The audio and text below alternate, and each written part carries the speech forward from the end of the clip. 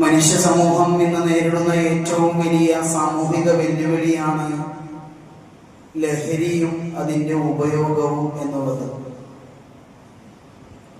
നമുക്കറിയാം, ലഹരി ഉപയോഗം മൂലം അത് ഉപയോഗിക്കുന്നവന്റെ കുടുംബ ബന്ധങ്ങൾ തകർന്നു പോകുന്നു. അതുപോലെ തന്നെ അത് ഉപയോഗിക്കുന്ന യുവതലമുറയുടെ ഭാവി നശിച്ചു പോകുന്നു.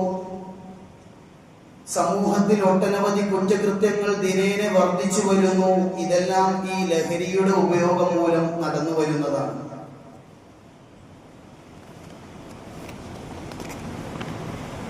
കേരളത്തിൽ ഈ ഒരു സമയത്ത് ലഹരിക്കെതിരെ ബോധവൽക്കരണങ്ങളും അതുപോലെ തന്നെ നിയമ നടപടികളും ശക്തമായി കൊണ്ട് സർക്കാർ ഒപ്പം നിൽക്കുമ്പോൾ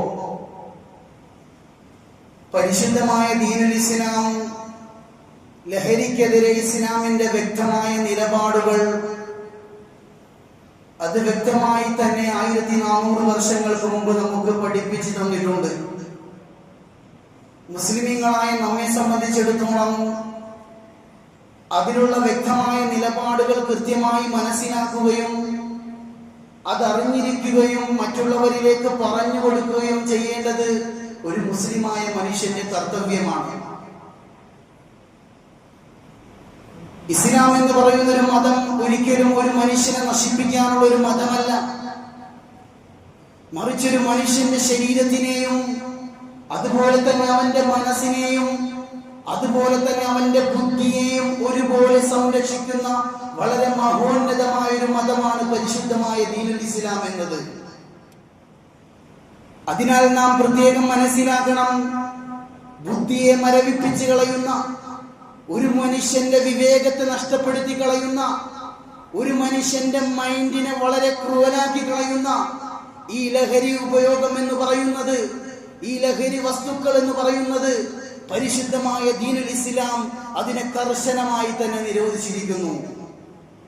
പ്രാചീനമായ ആളുകളിൽ, അതായത് പ്രാചീന മക്കക്കാരിൽ അവർ ലഹരി ഉപയോഗം കൂടുതലായിരുന്ന ഒരു സാഹചര്യത്തിൽ അതിനെ അഭിസംബോധന ചെയ്തുകൊണ്ട് ഒരു കവി പാടുന്ന ഒരു കവിതയുണ്ട്.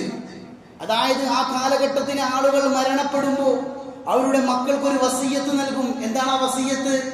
ഇദാ മിത്തു ഫദ്ഫന്നി ഇലാ ജംബി കിർമതി തുസവ്വി ഇളാമി ബഅദ മൗതി ഉറൂഖുഹാ. അവരവിടെ അവരുടെ മക്കൾക്ക് പറഞ്ഞു കൊടുക്കുകയാണ്, ഇദാ മിത്തു ഫദ്ഫന്നി ഇലാ ജംബി കിർമതി, ഞാൻ മരണപ്പെട്ടു കഴിഞ്ഞാൽ എന്റെ ഖബറിന്റെ മുകളിൽ നീ ഒരു മുന്തിരി വള്ളി കൊണ്ടുവന്ന് നടണം. നാം സാധാരണയായി മൈലാഞ്ചി ചെടി നടും. അതുപോലെ പ്രാചീന അറബികൾ അവർ അവരുടെ മക്കൾക്ക് വസിയ്യത്ത് കൊടുക്കുകയാണ്, ഞാൻ മരണപ്പെട്ടു കഴിഞ്ഞാൽ എന്റെ ആ ഖബറിന്റെ മുകളിൽ നീ ഒരു മുന്തിരി വള്ളി കൊണ്ടുവന്ന് നടണം. എന്നിട്ടോ തുസവ്വി ഇളാമി ബഅദ മൗതി ഉറൂഖുഹാ,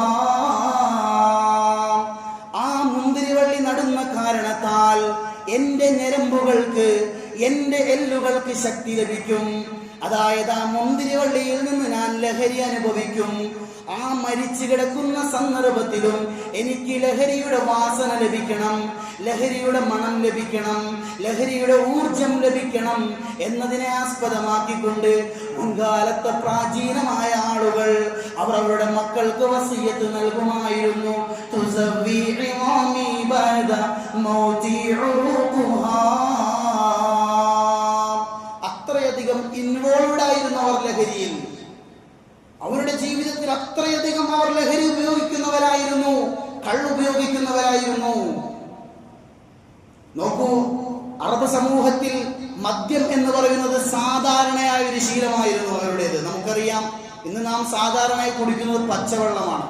അതുപോലെ പ്രാചീന കാലത്തെ അറബികൾ അവർ സാധാരണയായി, അതായത് അവരുടെ ജീവിതത്തിന്റെ ഭാഗമായി കൊണ്ടു നടന്നിരുന്ന ഒരു പ്രക്രിയയാണ് കള്ളു കുടിക്കുക എന്ന് പറയുന്നത്.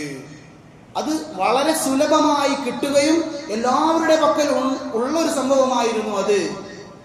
അവരിലേക്കാണ് അല്ലാഹു സുബ്ഹാനഹു വ തആല ആദ്യമായി ബോധനമിറക്കുന്നത്. ഒരൊറ്റടിക്ക് പറഞ്ഞ അവരത് അംഗീകരിക്കൂല. ഏതൊരു കാര്യവും അങ്ങനെ തന്നെയാണ്, സ്റ്റെപ്പ് ബൈ സ്റ്റെപ്പ്. ഓരോന്നിനും അതിൻ്റെതായ രീതിയുണ്ട്. അതുപോലെ തന്നെ അല്ലാഹു തആല പരിശുദ്ധമായ ഖുർആനിൽ ആ അറബ് സമൂഹത്തിലെ ആളുകളിലേക്ക് ഇറക്കുന്നു, ആയത്തിറക്കുന്നു സൂറത്തുൽ ബഖറയിലൂടെ. എന്താണ് അല്ലാഹു പറയുന്നത്? ഖുൽ നബിയേ, തങ്ങൾ പറയുക, ഫീഹിമാ ഇസ്മുൻ കബീർ, നബിയേ, ആ മദ്യത്തിലും ചൂതാട്ടത്തിലും വലിയ പാപമുണ്ട് നബിയേ. അതൊരു മുസ്ലിമായ മനുഷ്യൻ പ്രവർത്തിച്ചാൽ, മദ്യപിച്ചാൽ, അതുപോലെ ചൂതാട്ടം ചെയ്താൽ, ഈ പ്രവർത്തനങ്ങളിൽ ഒരു മുസ്ലിമായ മനുഷ്യൻ ഏർപ്പെട്ടാൽ, ഫീഹിമാ ഇസ്മുൻ കബീർ, അതിൽ വലിയ പാപമുണ്ട് നബിയേ എന്ന് തന്റെ അനുയായികൾക്ക് പഠിപ്പിച്ചു കൊടുക്കണം നബിയേ എന്ന് പരിശുദ്ധമായ ഖുർആൻ സൂറത്തുൽ ബഖറയിലൂടെ ആദ്യമായി അവതരിക്കുകയാണ്. ആദ്യം തന്നെ പറഞ്ഞു, ഉടനെ തന്നെ നിർത്താനല്ല പറഞ്ഞത്, മറിച്ച് മദ്യത്തിലും ചൂതാട്ടത്തിലും വലിയ പാപമുണ്ട്, അതിന്റെ ഗുണങ്ങൾക്കപ്പുറം ഒരുപാട് ദോഷമുണ്ട്, അത് നിങ്ങൾ മനസ്സിലാക്കണം. അങ്ങനെ പറഞ്ഞതിന്റെ ഉടനെ തന്നെ അല്ലാഹു സൂറത്തുൻ നിസായിലൂടെ വീണ്ടും അവർക്ക് ബോധനം നൽകുന്നു. ലാ തഖ്റബുസ് സ്വലാത വഅൻതും സുകാറാ, നിങ്ങൾ ലഹരിയിലായിരിക്കെ, നിങ്ങൾ മദ്യം കുടിച്ചുകൊണ്ട്, അല്ലെങ്കിൽ നിങ്ങളുടെ ലഹരിയിലായി ബോധം മറഞ്ഞുകൊണ്ട്, ലാ തഖ്റബുസ് സ്വലാത വഅൻതും സുകാറാ, നിങ്ങൾ ലഹരിയിലായിരിക്കെ നിങ്ങൾ നിസ്കാരത്തിലേക്ക് വരുന്നതിനെ വിലക്കിയെന്ന് പരിശുദ്ധമായ ഖുർആൻ. അപ്പൊ ആദ്യം അതിന്റെ പാപത്തിനെ പറ്റി ഓർമ്മപ്പെടുത്തി കൊടുത്തു. പിന്നെ നിങ്ങൾ മദ്യപിച്ചിട്ട് നിസ്കരിക്കാൻ വരുന്നതിനെ വിലക്കി. അങ്ങനെ രണ്ടാമത്തെ ഭാഗവും പരിശുദ്ധമായ ഖുർആൻ പറഞ്ഞു. അങ്ങനെ അവസാനം പൂർണ്ണമായി ഖുർആൻ നിരോധിക്കുകയാണ്. പൂർണ്ണ നിരോധനം ഖുർആൻ കൊണ്ടുവരികയാണ്. യാ അയ്യുഹല്ലദീന ആമനൂ, അല്ലയോ സത്യം വിശ്വസിക്കുന്ന മുഅ്മിനീങ്ങളെ, ഇന്നമൽ ഖംറു വൽ മൈസിറു വൽ അൻസാബ് റിജ്സും മിൻ അമലി ശൈത്താൻ, മദ്യവും ചൂതാട്ടവും അതുപോലെ തന്നെ വിഗ്രഹാരാധനയും ഇതെല്ലാം ഉണ്ടല്ലോ, ഭാഗ്യപരീക്ഷണത്തിനുള്ള അമ്പെയ്ത്തുകളും, ഇതെല്ലാം പിശാചിന്റെ പ്രവർത്തികളിൽ പെട്ടതാണ്, പിശാചിന്റെ പ്രവർത്തികളിൽപ്പെട്ട മാലിന്യമാണ്. ഫജ്തനിബൂഹു, അതുകൊണ്ട് നിങ്ങൾ മദ്യത്തിനെ വെടിയണേ, ചൂതാട്ടത്തിനെ വെടിയണേ. ഫജ്തനിബൂഹു ലഅല്ലകും തുഫ്ലിഹൂൻ, അങ്ങനെ നിങ്ങൾ വെടിഞ്ഞു കഴിഞ്ഞാൽ നിങ്ങൾക്കതിലൂടെ വിജയം ലഭിക്കും. ലഅല്ലകും തുഫ്ലിഹൂൻ, നിങ്ങൾ വിജയിക്കണമെങ്കിൽ മദ്യത്തെയും അതുപോലെ തന്നെ ചൂതാട്ടത്തിനെയും അതുപോലെ തന്നെ വിഗ്രഹാരാധനയും നിങ്ങൾ വെടിയണമെന്ന് പരിശുദ്ധമായ ഖുർആൻ അവരിലേക്ക് മൂന്നാമതായി ബോധനം നൽകുകയാണ്. അങ്ങനെ 3 സൂറത്തുകളിലൂടെ പരിശുദ്ധമായ ഖുർആൻ അവർക്ക് ബോധനം നൽകുന്നു. സ്റ്റെപ്പ് ബൈ സ്റ്റെപ്പായിട്ട് നിങ്ങൾ കള്ളുകുടി നിർത്തണം. ഇതിലൂടെ നമുക്ക് മനസ്സിലാക്കി തരുന്നത് മനുഷ്യരുടെ ദുശീലങ്ങൾ മാറാൻ ക്ഷമ അത്യാവശ്യമാണ്. അതുപോലെ തന്നെ ബോധവൽക്കരണം കൃത്യമായി കൊടുക്കണം. എങ്കിൽ മാത്രമാണ് മനുഷ്യരുടെ ദുശീലം മാറുകയുള്ളൂ. ഇതല്ലേ ഖുർആൻ നമുക്ക് പഠിപ്പിച്ചിരുന്നത്.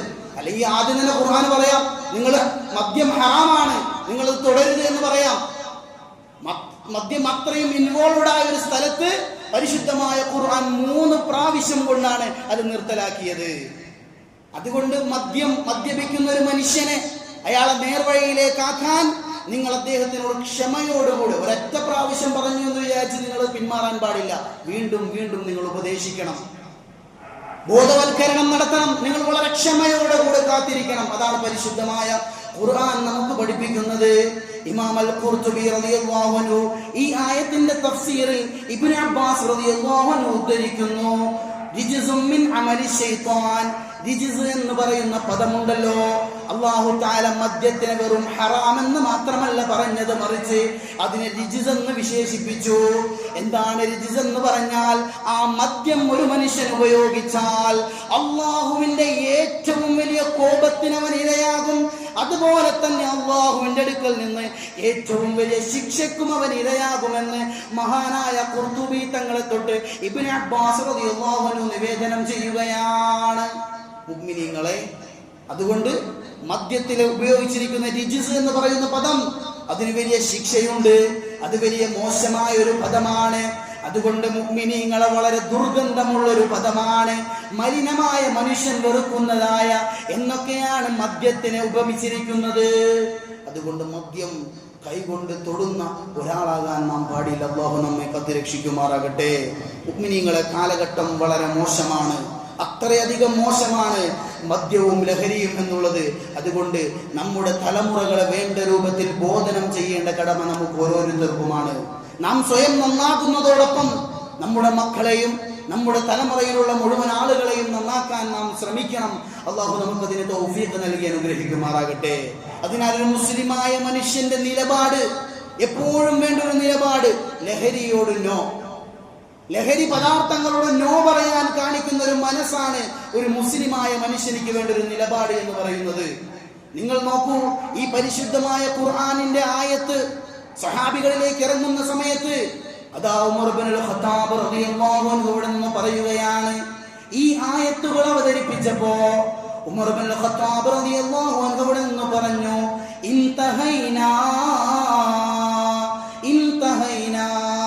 ഞങ്ങൾ ഇതിനെ അവസാനിപ്പിച്ചു, ഞങ്ങൾ ഈ പ്രവർത്തനം ഇതോടുകൂടെ നിർത്തി, ഞങ്ങൾ ഇതിനെ അവസാനിപ്പിച്ചു എന്ന് മഹാനായ ഉമർ ഇബ്നുൽ ഖത്താബ് റളിയല്ലാഹു അൻഹു ഇവിടെ നിന്ന് വിളംബരം ചെയ്യുകയാണ്. ഖുർആനിന്റെ ആയത്തിറങ്ങുന്നു, ഉമർ ഇബ്നുൽ ഖത്താബ് പറയുന്നു, ഇൻതഹൈന, ഞങ്ങൾ ഈ പ്രവർത്തനം അവസാനിപ്പിച്ചു. മദ്യം കുടിക്കുക എന്ന് പറയുന്ന, ലഹരി നുണയുക എന്ന് പറയുന്ന പ്രവർത്തനം ഞങ്ങൾ ഇതോടുകൂടി അവസാനിപ്പിച്ചു. മക്കയിലെ മുഴുവൻ സ്വഹാബികളും കള്ളു ഒഴുക്കിക്കളഞ്ഞു എന്നാണ് ഹദീസുകളിൽ നമുക്ക് കാണാൻ സാധിക്കുന്നത്, ചരിത്രകാരന്മാർ രേഖപ്പെടുത്തിയതായി നമുക്ക് കാണാൻ സാധിക്കുന്നത്. അപ്പൊ ഇവിടെ ഒരു ചോദ്യം ഉയരും. പരിശുദ്ധമായ ഖുർആനിൽ ഖംറിനെ പറ്റി, കള്ളിനെ പറ്റിയിട്ട് മാത്രമല്ല പറഞ്ഞിട്ടുള്ളൂ. അപ്പൊ ബാക്കിയുള്ളവർക്ക് ഉപയോഗിക്കുന്നതുകൊണ്ട് കുഴപ്പമുണ്ടോ? MDMA ഉണ്ട്, കഞ്ചാവുണ്ട്, ലഹരി ഗുളികകളുണ്ട്, മയക്ക് മരുന്നുകളുണ്ട്, അതുപോലെ തന്നെ ഒരുപാട് വേറെ വസ്തുക്കളുണ്ട്, സിഗരറ്റ് വലി, അതുപോലെ തന്നെ മുറുക്കുക. അപ്പൊ അതിനൊന്നും കുഴപ്പമില്ലല്ലോ അല്ലേ? കള്ളാണ് പരിശുദ്ധമായ ഖുർആൻ പ്രതിപാദിച്ചിട്ടുള്ളൂ അല്ലേ?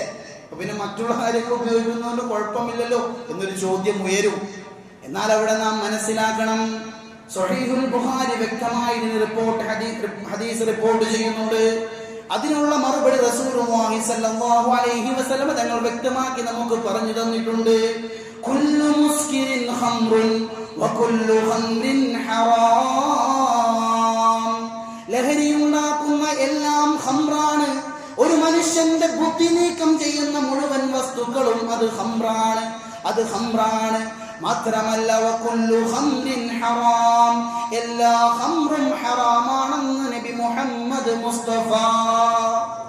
അതുകൊണ്ട് ഒരു മനുഷ്യന്റെ ബുദ്ധിയെ നീക്കം ചെയ്ത് കളയുന്ന മുഴുവൻ ലഹരി പദാർത്ഥങ്ങളും, അത് MDMA ആകട്ടെ, കഞ്ചാവാകട്ടെ, സിഗരറ്റ് ആകട്ടെ, ഹാൻസ് ആകട്ടെ, ഒരു മനുഷ്യന്റെ ബുദ്ധിക്ക് കോട്ടം വരുന്ന, ബുദ്ധി നീക്കം ചെയ്ത് കളയുന്ന, അവന്റെ ശരീരത്തെ നശിപ്പിച്ച് കളയുന്ന വകുല്ലു മുസ്കിരിൻ വകുല്ലു ഖംറിൻ ഹറാം, മുഴുവനും ഹറാമാണെന്ന് നബിയുനാ വ ശഫീഉനാ മുഹമ്മദ്